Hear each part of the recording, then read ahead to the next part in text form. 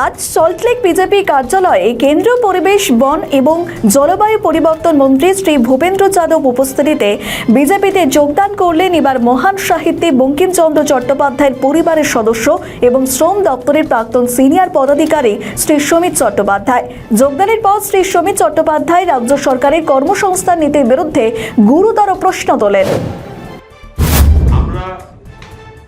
আমাদের একসময় এমপ্লয়মেন্ট এক্সচেঞ্জে আপনারা জানেন কিনা জানি না, বিরাট লাইন করতো শুধু এমপ্লয়মেন্ট এক্সচেঞ্জে নামটা এনরোল করার জন্য, এবং সেখানে যে ক্যান্ডিডেটরা আসতো তারা তাদের নিজেদের পয়সায় তাদের সার্টিফিকেটসগুলো জেরক্স করে জমাও দিত। এই সরকার আসার পরে অল অন দ্য সাডেন একটা স্ট্রোক অফ অ্যান অর্ডার